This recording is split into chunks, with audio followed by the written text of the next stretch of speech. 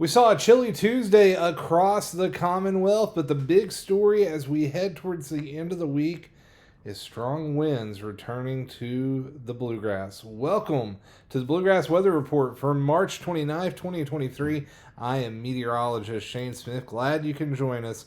And we are watching once again for the threat of strong winds moving towards Kentucky. We have seen so many wind-driven systems this spring, and another one is on the way for the end of the week. So let's take a look at what's going on right now across the Bluegrass. We have a cold front draped across Kentucky. Saw a few spotty showers Tuesday evening. Those have since exited the region. And as we go into Wednesday, we are looking nice and dry across the Commonwealth.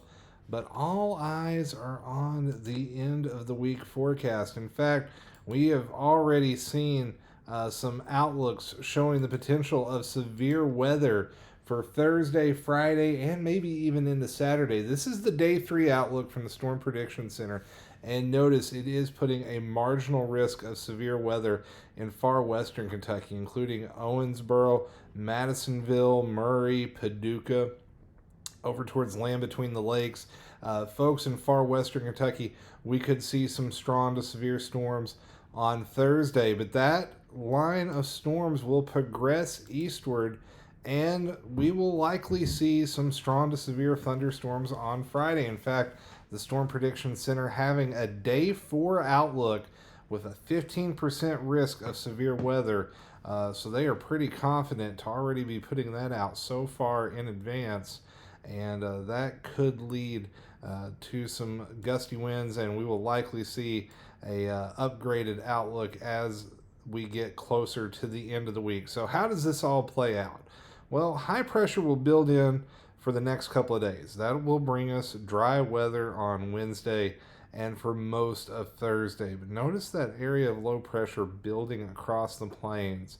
That will lead to some thunderstorms Friday ahead of the front as we enter the warm sector on this storm system. It will be quite warm on Friday. We will see those temperatures climb quite a bit as we head into Friday. But it is Friday night and Saturday which I am most concerned about, as we do have that potential of severe weather. And even after the severe weather, gusty winds. Notice a very strong area of low pressure heading through the Great Lakes region. We are talking 983 millibars. That is a very strong area of low pressure. Now, the difference between this and the storm we saw several weeks ago that brought us all the intense winds is the low is not going to be as intense, and it's going to be a little bit farther away. So the winds won't be likely as strong, but we can still see several hours of gusts pushing 40 to 50 miles per hour. And after seeing so much stress from the wind already this season, it would not surprise me if we get more down power lines and trees, more shingles coming off roofs, and some more low-end storm damage and power outages. So here's how it plays out up close on the European model. We're going to go through this hour by hour, starting Friday just after midnight East Coast time. Notice a few thunderstorms popping up in that warm sector. We'll likely see a break in the action, and then the main line will likely roll through Friday night into Saturday. So a couple rounds of strong to severe storms, and then here come the gusty winds. This is from the GFS model. We're going to roll this back and just kind of play it through Friday and Saturday. So Friday morning, 1 o'clock Central Time, you can see winds starting to pick up. Friday morning, gust of 30 to 40, pretty much statewide. By the afternoon, 40 to 50 miles per hour. In fact, notice some of those gusts, 55, and some of those thunderstorms out in western Kentucky could be pushing upwards of 60 miles per hour. 60 to 70 mile per hour gusts coming in, with those yellows showing up Friday around 10 o'clock. The wind continues through the overnight. More gusts of 40 to 50, maybe even 60 miles per hour Saturday morning as that low passes by to our north, and the wind shouldn't really die down until Saturday evening. Now, this wind not looking quite as intense as the wind we saw just several weeks ago. but could still do some damage. So this is a good time to make sure everything is in order. As far as preparing for power outages, make sure you've got a plan to deal with if you're going to be out of power for a day or two. Hopefully it won't be longer than that, but we know last time we had several folks that were out for days.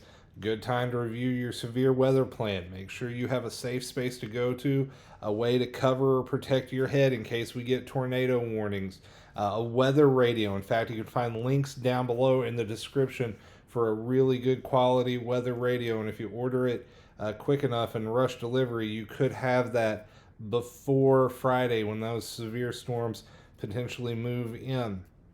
And then once that wind moves out, things look a little bit cooler for the weekend, but the pattern looks very active and looks warmer next week with more chances of severe weather. The overall pattern looks to be lending itself to a very strong severe weather season across the southeast, including Kentucky.